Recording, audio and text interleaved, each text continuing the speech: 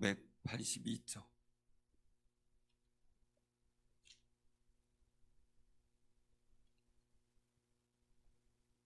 자, 우리 한 목소리로 봉독합니다. 시작. 그날에 이새의 뿌리에서 한 싹이 나서 만민의 기치로 설 것이요 열방이 그에게로 돌아오리니 그가 거한 곳이 영화로우리라. 아멘. 아멘. 오늘 우리 온유구역이 힘을 내서 하나님을 찬양하기로 했습니다. 나오시죠.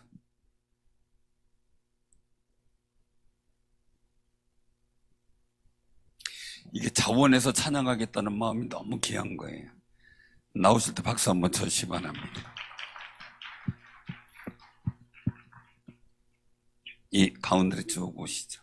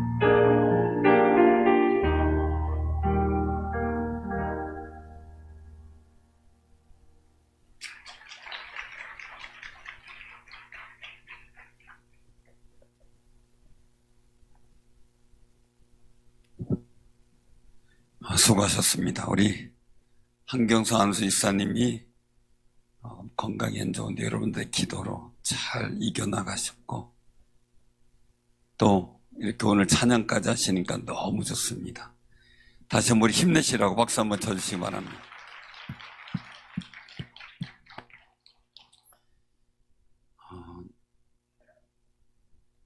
코로나 중에 멀쩡하신 게 은혜인 줄 아세요? 감사하세요. 감사하는데 이제 목사님들이나 교인들 속에서 얘기가 되어지는 일들을 보면 한결같이 자꾸 물건을 두고 잃어버리고 차에 어디 뒀는지 차가 어디 있는지 모르고 이런 경우가 많이 생겼다라는 얘기를 해요. 나이가 먹어서라기보다는 여러 가지 징후상 질병의 영향이 있겠다라는 얘기들을 이제 많이 하고 있는데, 어쨌든 그럴지라도 당당하고 힘있게 정말 그 극복하고 이겨나가는 귀한 삶이 되시길 바랍니다. 좋은 일 만듭시다. 아멘. 우리 옆에 분들한테 좋은 일 만듭시다. 선한 일 많이 합시다. 선한 일 많이 해야 되겠죠. 오늘 그 말씀 속에서 기억해야 될 그런 소망의 부분이 있는데요. 저를 조금만 크게 잡아주시고요.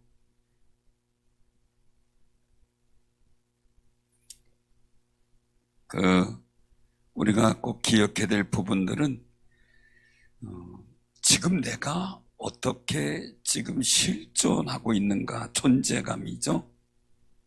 실존. 자기 스스로의 존재감에 대해서 어떻게 느끼고 있느냐라는 거죠. 자존감이 낮으면 열등감이 빠져요. 자존감이 너무 크면 또 교만에 빠져요. 또 자존감이 없으면 또 무기력해지고 사람이 무능해질 수도 있어요. 그러니까 일들 속에 우리의 자존감은 주 안에서의 자존감이어야 돼요. 그냥 막연히 그냥 인간적 자존감 이런 게 아니고 주 안에서의 자존감. 신앙 안에서, 주님 안에서, 하나님 나라 안에서, 교회 안에서 내가 어떤 존재감을 갖고 있느냐, 이게 굉장히 중요합니다. 우리 사랑하는 성도님들, 정말 하나님의 도우심과 은혜 가운데 믿음 안에서 분명한 하나님의 자녀로서의 존재감을 갖고 살아가는 귀한 삶이 되시기를 바랍니다. 사람이 뭔가를 잃어버린다는 게 얼마나 힘든지 몰라요. 전에 한번 그런 수염이 긴 할아버지가 있어서, 수염이 긴 할아버지가 있었다리죠. 그분에 대해서, 수염에 대해서 좀 뭔가 물어보기도 하고 궁금한, 수염이 기니까 머리가 허리 아래로 내려가는 그런 아가씨도 있더라고요. 학생인데 이유가 뭔가 봤더니 머리를 감는 게 너무 힘들대요. 머리까지 내려가니까 아침마다 그냥 전쟁이죠. 근데 왜 그러는가 봤더니 그 아버지가 딸이 머리 길르는 게 그렇게 좋대요. 그러니까 아버지 만족을 위해서 머리를 못 자르는 거예요. 그 허리 아래로 내려가는 머리를 매일 아침 감으려고 생각해 보세요. 참 그것도 큰 일이더라고요. 그래서 감는 것도 문제지만 말리는 것도 문제고. 근데 머리 단장하고 하는 게 그게 너무 힘든데 아버지의 바람 때문에 힘들어하는 걸 봤어요. 근데 이 할아버지는 수염이 긴 거예요. 그게 자랑거리가 됐어요. 근데 한 사람이 툭 던지고 묻더래요. 할아버지는 주무실 때 수염을 이불 속에 두고 자요? 이불 바깥에 두고 자요? 아무것도 아닌 것 같죠? 그 질문했는데 생각을 안 해봤대요. 잘 때 이걸 내놓고 자는지 넣어놓고 자는지. 밤에 그 생각이 나가지고 이걸 넣고 자나 빼고 자나 이거 고민하다가 잠을 못 잤대. 아무것도 아닌 일에 사람은 휘둘릴 수가 있겠고 고민할 수가 있겠고 어떤 마음에 힘이 들 수 있는 여건들이 언제든지 있더라고요. 사랑하는 성도, 내가 주 안에 있는지 주님 바깥에 있는지 늘상 점검하나요? 여러분들 지금 주님 안에 있습니까? 어떻게 증명합니까? 주님 안에 계셔요? 주님이 여러분들 안에 계셔요? 어떻게 증명하십니까?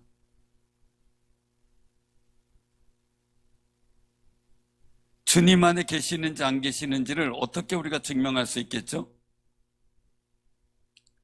여기 왔으니까요? 잠깐만요. 여기 왔으니까 그런가요? 주님이 내 안에, 내가 주님 안에 있다는 사실을 예배를 사모하기 때문에 그걸로 증명이 될까요? 예수님을 주라고 고백하니까요. 입으로 시인해서 구원 얻으니까요.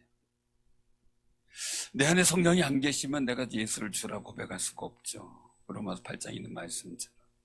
자, 그럼 내가 주님이 내 안에 계시니까 내가 주라고 고백해요.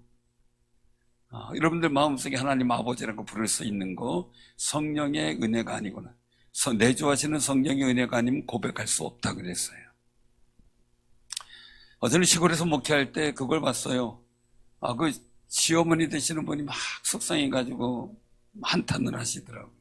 왜 그런가 봤더니 그 며느리가 결혼해가지고 이미 아이들이 이제 중학생쯤 됐어요. 그런데 어머니라는 소리를 한 번도 못 들었대. 어머니라는 소리를. 하여간 시자 붙이든 안 붙이든 어머니라는 소리 한 번도 못 들었대. 그래서 그러실래가요? 그랬더니 안 들었대. 그래서 그분 성도님을 만났어요. 만나가지고 물어봤어요. 내가 듣다 보니까 어머니라는 소리 한마디도 못한다는데 특별한 연유가 있느냐. 그랬더니 그분 하는 얘기가 안 나온대요. 목에서 안 나온대. 어머니 하고 싶은데 안 나온대. 못하겠대요. 일부러 안 하려고 하는 게 아니래. 그게 안 나온대. 그게 가능할까요? 근데 그분은 그게 안 나온대. 여러분도 우리가 아무리 내가 자의적으로 예수를 주라 시인하고 하나님 아버지라고 고백하는 일들이 자의적으로 되는 것처럼 생각되는데요. 저도 학생 때 가만히 생각해 보니까 왜 하나님 아버지라 그래야 되는지 이해가 잘 안 돼요. 시골에서 또 한 가지 현상들이 나타나죠. 며느리에서 시어머니가 전도될 때, 전도돼서 시어머니한테 물어볼 때가 있어요. 하나님 아버지가 누구십니까? 아니, 하나님이 누구십니까? 이렇게 물어. 예수님이 누구십니까? 라고 물어볼 때가 있어요. 그럼 대부분의 사람들이 얘기를 하겠죠. 주님은 예수님 나의 주님이시고 하나님 나의 아버지라고 고백할 수가 있는데 가끔은 어떤 연세 드신 분들은 그래요. 우리 사돈 양반이에요. 왜 그러느냐? 근데 우리 며느리가 자꾸 하나님 아버지라 그러니까 자기는 그 얘기를 들으면서 교회 나오기 전서부터 사돈 양반이 있구나 그 생각을 했대. 그 사돈 양반이라고 알고 있었던 거죠. 이게 저절로 나오는 게 아니더라고요. 성령께서 내주하실 때 고백할 수가 있더라고요. 그러므로 내 안에 주가 계심에 대한 증거가 예수를 주라 고백하는 거죠. 하나님 아버지라고 고백하는 거죠. 저 그럼 물어볼게요. 다시 한번 물어봅니다. 그럼 내가 예수님 안에 있다는 거 어떻게 알아요? 주님 여러분들 안에 계셔서 성령의 은혜로 하나님 아버지라 예수를 구주라 고백해요. 그럼 내가 주님 안에 있는 거 어떻게 아세요? 주님 안에 거하십니까? 주님 안에 거하세요? 제가 이거는 계속 물어보는 이야기입니다. 확인하는 겁니다. 주님 안에 있는 거 어떻게 증거하십니까? 어떻게 증명해요? 예. 그건 아는데 어떻게 증명하냐? 말씀 잘하셨어요. 정말 하나님이 자녀가 되는 권세 주셨고 기도하면 하나님께서 응답하시는 아름다운 역사 주신다고 했어요. 근데 내가 어떻게 그걸 확증하느냐는 거죠. 내 스스로 존재감을 어떻게 갖고 있느냐는 거예요. 말씀이 내 안에 있어요. 주가 내 안에 계신 거예요. 성령께서 역사하셔서 내 마음의 주를 고백해요. 근데 내가 주님 안에 있는 걸 어떻게 우리가 확신하느냐라는 거죠.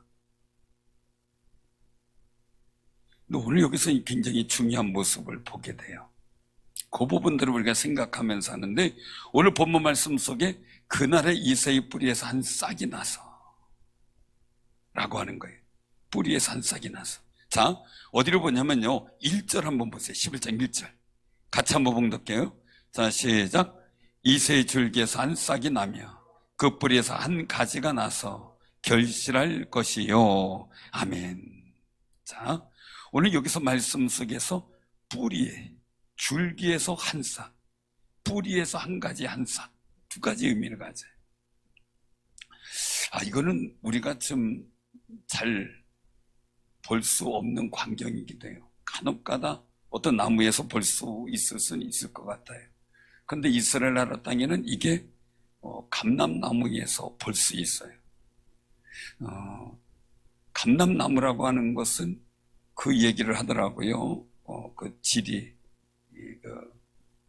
팔레스타인 지리를 가르치는 이제 교수님들 그 얘기를 들어보면 감람나무는 누가 뽑아내지 않는 이상 거의 죽는 게 없대요. 거의. 지금도 아마 있을 거예요. 겟세마네 동산에 주님이 기도했다고 하는 그 장소 옆에는 감람나무가 자라고 있어요. 근데 감람나무가 속이 텅텅 비고 줄기도 거의 다 없어지고 겉껍데기만 이렇게 서 있는 형상이에요. 그 겉껍데기도 연결된 게 아니에요. 이쪽이 하나 올라가 있고 이렇게 나무 형태만 갖춰져 있는 그런 모습이에요. 속은 텅텅 비었어요. 그런데 그 겉껍데기에서 줄기에서 또 싹이 나요. 신기한 거예요. 그런데 그 안을 봤더니 그 안에서 고목이 다 돼가지고 이제 옆에 말 그대로 우리 고목나무 같은 경우는 속이 텅텅 비어 있고 그걸 뭐라 그래요? 나무 둘레 그 부분에만 간신히 있는 그런 경우도 많잖아요. 근데 그것조차도 연결되지 않고 그 부분이 이렇게 떨어져서 이게 나무구나 이렇게 여길 정도예요. 그런데 안에서 한 뿌리에서 다시 줄기가 솟아올라요. 그리고 싱싱한 줄기가 올라와가지고 한 나무를 다시 또 형성을 하더라고요. 그러니까 감람나무는 뽑아내지 않으면 또 사는구나 이걸 느끼게 되는 거예요. 자, 이새예요. 이새의 줄기에서 한 싹이라고 얘기하면 우리가 흔히 얘기하는 다이당을 의미할 수가 있어요. 다이당을. 그래서 이새의 한 줄기에서 한 싹이 나서 이새는 목축업을 하는 보잘것없는 그런 집이죠. 그런데 거기에서 한 싹이 나서 결실하는 역사가 나타나요. 다윗왕조의 결실이죠. 그런데 그 왕조가 지금까지 삶의 일들을 보면은 계속해서 하나님께 범죄하고 우상을 섬기고 신앙에 실패한 왕들이, 물론 중간에는 훌륭한 왕들이 이사야 왕, 아사 왕, 여러 왕들이 있었지만 다윗왕 이후로, 그런데 거의 많은 왕들이 신앙에 실패를 하죠. 하나님께서 싫어하시는 일들을 하게 되는 거예요. 그러다 보니까 어떻게 됩니까? 나라가 망했죠. 이제는 포로 귀환해서 나라가 회복됐지만 다시 나라가 로마 식민지로 되면서 결국 존재감이 없어졌죠. 근데 참 생각해만 봐도 이스라엘 민족은 신기한 나라다. 사실은 뿌리 자체도 없는 듯 했었잖아요. 나라가 완전히 이제는 없어져 버렸으니까요. 근데 그 전쟁의 난리통에 2차 세계대전 이후로 다시 또 나라를 세워간 민족이에요. 역사적으로 보면 우리나라 한국도요 대단한 민족이에요.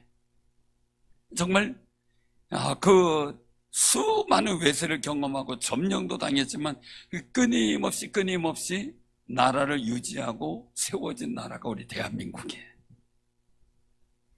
저는 이걸 보면서 하나님께 감사하기도 하고, 믿음의 선조들이 기도하는 것은 일제시대 때부터다 이제 얘기를 하지만 사실은 그 이전부터 하나님의 아들 환웅이 내려왔다는 등 이런 설화가, 신화가 얘기가 되어지는 일들을 보게 되면 변조되고 사람들이 잘못 해석했을 몰라도 일단 우리나라 민족은 하나님에 대해서 인정하는 그런 제의가 많은 나라였어요. 부여시대부터. 그런데 가만히 보면서 느끼는 겁니다. 그걸 뭘 느끼냐면요, 우리나라에 복음이 전래될 때가 어느 때였을까? 지금 학자들이 계속 연구해 보면 아브라함의 그 이전부터 올라가는 그런 흐름 속에서 우리나라에까지 하나님을 믿는 신앙의 사람이 왔다라는 얘기까지가 나오고 있는 상황이에요. 아직은 그것이 정확하게 학설로 증빙되거나 이런 일들이 아니라 그냥 하나의 어떤 학설로만 나오고 있기 때문에 정확하게 이제 말씀드리긴 그렇고요. 우리가 통일신라 시대 이전서부터 하나님을 아는 신앙의 사람들이 들어왔다는 것을 이야기를 하고 있어요. 도마의 후예들, 도마 사도의 제자들이 우리나라에까지 와가지고 경교라는 이름으로 전파된 상황들이 통일신라 시대거든요. 근데 그 이전부터 우리나라에는 이미 하나님을 섬기는 그러니까 제사죠. 제례가 있었다는 걸 우리나라 역사의 고증학적으로 많이, 그걸 우리 기독교 신앙으로 연결하지 않았을 뿐이죠. 사랑하는 성님들, 우리나라 민족이 하나님의 특별한 은혜를 입은 것만은 분명해요. 안 믿는 사람들이 아무리 인정 안 한다 해도 우리 인정해야 돼요. 아멘? 정말 독특해요. 왜요? 우리나라 복음은 물론 외부에서 선교사님들이 와서 복음을 전례하고 했지만요, 이 복음 자체를 번역해가지고 들어온 건 우리나라는 우리나라 사람이 복음을 갖고 들어왔어요. 번역해서. 그러니까 대단한 역사를 갖고 있는 거죠. 그런데 이스라엘 민족은 완전히 희미해진, 꺼져가는 등불같이 희미한데 그 뿌리에서 한 가지가 나오는 역사가 나타나요. 그것은 뭐냐? 오늘 여기서의 이새의 뿌리에서 한 싹, 한 줄기, 이것을 말씀하고 있는 것은 바로 메시아, 만왕의 왕으로 오신 메시아 그리스도를 말해요. 예수님, 메시아 예수님을 말하는 거죠. 사랑하는 성도들, 그래서 오늘 여기 본문 말씀 속에 말하고 있는 거죠. 한 싹이 나서 만민의 기치를 쓸 것이요, 열방이 그에게로 돌아오리니. 이 일들로 인하여 나타나는 게 뭡니까? 그동안 이스라엘 민족은 선민이에요. 자기네들만 선민이에요. 그리고 다른 데 다 이방이에요. 지금도 하나님은 자기네들만 사랑한다고, 택했다고 생각을 해요. 그러나 이미 이 성경에서 열방이 그에게로 돌아오리니, 복음 속에 이스라엘 민족만이 아니라 모든 이방 사람들이 다 예수 믿고 구원 얻는 그 길로 들어선다는 거예요. 그 거룩한 말씀이 오늘 본문 말씀 속에 예언되어 있는 겁니다. 그래서 그동안 이스라엘 민족의 일들 속에서 보면은 항상 그들이 가지고 있던 실존의 문제는 선민이에요. 선민은 누구만요? 이스라엘만이에요. 그런데 오늘 본문 말씀 속에서 선민의 일들 속에서는 선민만이 아니다, 이방인도 구원받는데, 선민이라고 하는 것은 율법 속에서 있지만, 율법이지만 이방인은 예수 그리스도의 복음을 통해서 하나님의 구원을 이루어간다는 거죠. 구원을. 그럼 우리가 이 일들 속에서 보면서요, 그 길이 열려진 게 왕이신 그리스도께서 오신 거룩한 주일날 우리가 가지고 있어야 돼. 감격이에요. 그러니 내가 예수 믿고 천국 가는 거룩한 길이 열렸고요, 하나님 앞에서 우리는 사도 바울의 고백처럼 우리 외인이었고요, 하나님께서 주실 은혜와 축복 속에서는 완전히 배제된 사람들이었어요.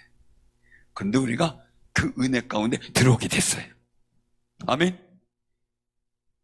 예수 그리스도께서 이 땅에 오심으로 말미암아, 그러니 예수님께서 이 땅에 탄생하셨다는 거 우리에게 감격이어야 되고요, 내가 하나님 안에서 분명한 존재감을 갖고 실존을 갖고 살아가는 아름다운 믿음의 사람들이 됐어요. 이제 지금부터 예수 안에 있는 사람, 선민 이방인은 문제가 아니죠. 우리는 다 복음 안에서 하나님의 구원을 받은 형제가 되는 거죠. 그래서 예수님께서 말씀하시는 거죠. 우리를 종으로 노예로 여기지 않겠다고요. 어떤 거예요? 형제로 여긴다고. 할렐루야. 거룩한 은혜. 그런데 오늘 여기서 이제 그 답을 드리는 거예요. 내가 예수님 안에 있는 거 어떻게 볼 수 있을까? 여기 보면 10절 후반절에 보면 그게 나오죠. 그가 거한 곳이 영화로우리라. 아멘. 다시 한번 시작. 그가 거한 곳이 영화로우리라. 아멘. 그가 거한 곳이 영화롭다. 그가 거한 곳이 어디예요? 교회. 꼭 기억하세요. 그동안에 역사 속에 제가 말씀드린 선민들의 일들 속에 이제 지워버립니다. 이거는 우리는 복음으로 구원받은 사람이야. 그 율법은 써놔야 되겠네요. 율법에서는 성막에서 피의 제사를 드렸어야만 됐어요. 복음에서는 이미 예수 그리스도께서 십자가 달려주신 보혈을 흘렸기 때문에 우리는 성막에 피의 제사가 필요 없고, 교회에서 예수 그리스도께서 나를 위해 십자가 달려 죽으신 그 은혜만 믿으면 우리의 실존은, 우리의 존재감은 하나님의 자녀가 되는 거룩한 은총 가운데 들어가게 된 거죠. 그러므로 꼭 기억하세요. 그가 거한 것. 주님은 마태복음 16장에서 말씀하셨어요. 바요나 시몬아, 내가 보겠다. 그 반석 위에 내 교회를 세우겠다. 그걸 꼭 기억하셔야 돼요. 주님이 내 안에 계심으로 성령께서 주시는 감동대로 하나님 아버지라 예수를 저라 고백해요. 우리 나 자신이 주 안에 있다는 것 자체가 교회 안에 있는 것이 주 안에 있는 겁니다. 왜요? 예수 그리스도는 교회의 몸이고, 예수 그리스도는 교회의 머리고, 교회는 예수 그리스도의 몸이고, 그리고 우리는 각 지체라고 했어요. 그래서 하나님께서는 예수 그리스도를 통해서 이 땅에 교회를 남겨두신 겁니다. 이스라엘의 그 결혼식 풍습에 대해서 전에도 말씀을 드렸죠. 아버지와 아들이 와가지고 신부를 만나서 혼약이 이루어지면 일정 기간 아버지를 따라 신랑이 떠나 있어요. 왜 떠나 있어요? 집을 마련해야 돼요. 신부를 데려다 살 집을. 집이 다 지었다 싶으면 아들은 몰라요. 아버지가 딱 봐가지고 됐다 싶으면 아들을 데리고 가자 하고 신부의 집에 가서 결혼식을 하고 데리고 와요. 똑같이 주님 말씀하시는 거예요. 이제 예수님께서 이 땅에 계셔서 십자가 달려주고 고난받으시고 십자가 달려주시고 부활하셨어요. 그리고 하나님 아버지의 보좌 우편에 승천하여 앉아 계셔요. 아버지와 함께. 그런데 때가 되면 그 처소를 다 마련하면, 그래서 14장에서 연복 14장에서 처소를 다 마련하면, 우리 마음에 걱정하지 말고 염려하지 말라 그랬어요. 처소를 다 마련하면 어떻게 돼요? 다시 오신다. 할렐루야. 다시 오신다. 그때까지 어디에 있으라고요? 우리 신부된 사람이라 예수님께서 예비해 놓으신 교회 안에 믿음으로 승리하며 살아가는 거예요. 그 주님 오실 때까지 우리가 신부로서 거처할 곳이 주님의 이름으로 하나님의 택하여 부르심을 받은 사람들이 모인 교회 안에 우리가 최선을 다해 승리하며 서 있는 것, 그게 주 안에 있는 거예요. 주 안에. 그래서 어떤 분은 그런 얘기를 해요. 전도하다 보면은 얘기를 하다 보면, 나 예수님 믿어요. 하나님도 안 믿고 알아요. 근데 교회는 안 가요. 그렇게 얘기를 해요. 여러분들 그런 분 많죠? 혹시 여기에 계신 분도 그런 생각 가지고 있었는지 모르겠어요. 그러나 꼭 기억하세요. 꼭 기억하세요. 주님께서 예비된 장소는 내 몸과 같은 교회예요. 우린 거기서 교회가 온전해지도록 지체로서 역할을 감당하고 믿음의 일을 해나가도록 하나님께서 예비해 두신, 승천하시면서 이 땅에 예비해 두시고 남겨두신, 주님 오실 때까지 지키고 우리가 기억해야 될 아름다운 장소가 교회예요. 차를 어디다 뒀는지 잃어버릴 수는 있어요? 지금도 차 어디다 뒀는지 기억 안 나는 분? 어떤 분은 도난 신고를 했어요. 경찰에 어디 없다고, 차가 없다고. 그래서 알고 봤더니 2주차장이 아닌 저주차장에다가 세워놓고 도난 신고를 했더라고요. 나중에 미안해가지고 어떻게 할 줄 모른다고. 여러분들 꼭 기억하세요. 이 세상의 건망증, 기억력 상실 이런 것들은 이해가 될 수 있어요. 그러나 영적 기억력 상실이나 건망증은 안 됩니다.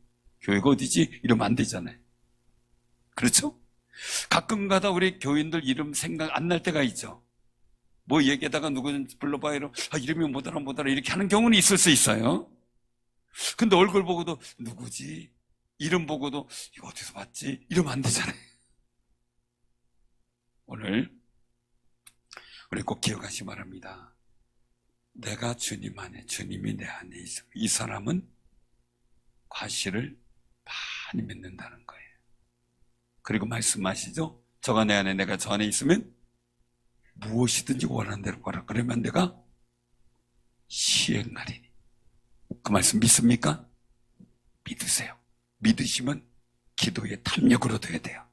확신을 가져야 돼요. 용기를 가져야 돼요. 주님이 들으신다고 약속하셨으니까. 다른 거 없어요. 약속 믿는 거죠. 제일 어려운 게요. 약속하셨잖아요. 이거예요.